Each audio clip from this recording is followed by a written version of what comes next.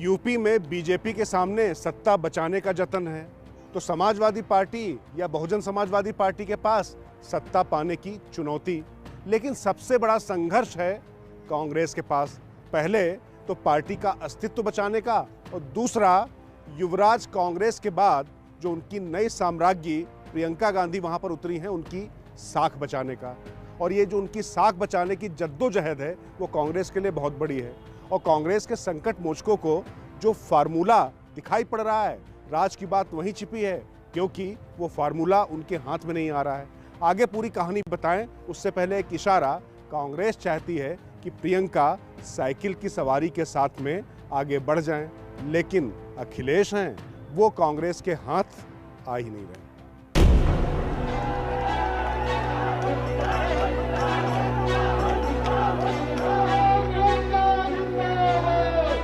अमेठी से चुनाव हारने के बाद कांग्रेस के सम्राट से फिर युवराज बन गए राहुल गांधी ने प्रत्यक्ष तौर पर यूपी से खुद को अलग कर लिया है और उत्तर प्रदेश में पार्टी को पुनर्जीवित करने का बीड़ा फिलहाल उनकी बहन और कांग्रेस महासचिव प्रियंका गांधी के कंधों पर है। प्रियंका गांधी का नाम यूपी के लिए आया था तो राजनीतिक पंडितों से लेकर उनकी पार्टी तक को राज्य की सियासत में कुछ रोमांच बढ़ने की उम्मीद बढ़ी थी।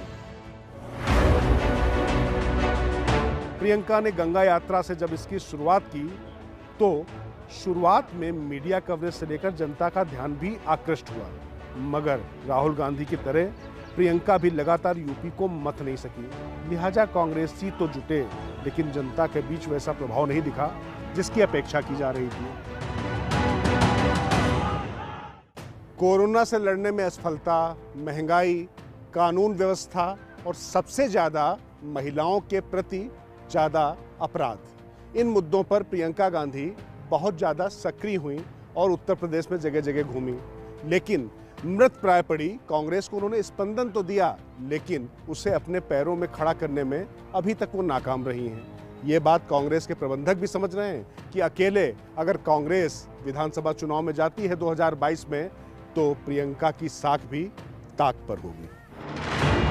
इमरान प्रतापगढ़ी या इमरान मसूद जैसे चेहरे आगे कर प्रियंका ने मुस्लिम राजनीति में दखल बनाकर एक तरह से सपा पर दबाव भी बनाने की कोशिश की। राज की बात यह कि कांग्रेस चाहती है कि सपा से समझौता हो, लेकिन अखिलेश हाथ ही नहीं रखने दे रहे हैं, क्योंकि पुराना अनुभव बहुत अच्छा नहीं रहा है।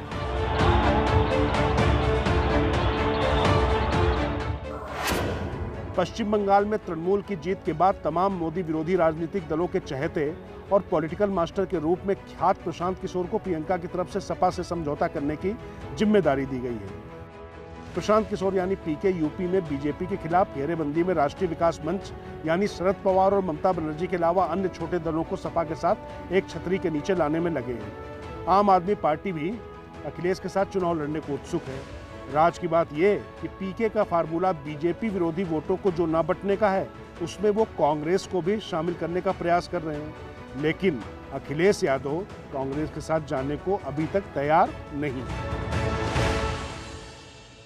कांग्रेस लगातार सपा के मुखिया अखिलेश यादव से संपर्क का प्रयास कर रही है। वो चाहती है कि 2017 वाला गठबंधन फिर से दोहराया जाए, लेकिन अखिलेश हाथ ही नहीं आ रहे हैं। अब अगले हफ्ते कोशिश ये होगी कि पीके अखिलेश से मुलाकात कर बातचीत को आगे बढ़ाएं, लेकिन अखिलेश के सामने दिक्कत यह है कि उनके जो सोच है या जो उनका जो कुनबा बढ़ रहा है उसमें कांग्रेस के लिए कोई उचित जगह नहीं मिल रही है, इसीलिए वो बातचीत की मेज पर नहीं आ रहे हैं। राज की बात आपको बता दें कि तमाम वो शहरी सीटें जहां पर समाजवादी पार्टी कभी नहीं जीती और उसका प्रदर्शन बहुत ज़्यादा खराब रहा है, वहां पर वो आम आदमी पार्टी के साथ परोक्ष या अपरोक्ष रूप से गठबंधन कर सकती है। इसको लेकर बातचीत जारी है।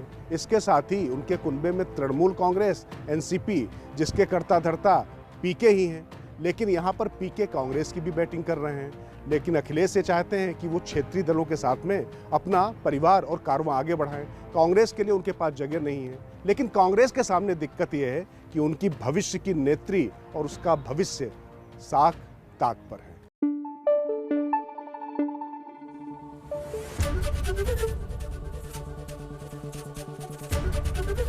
एबीपी न्यूज आपको रखे आगे।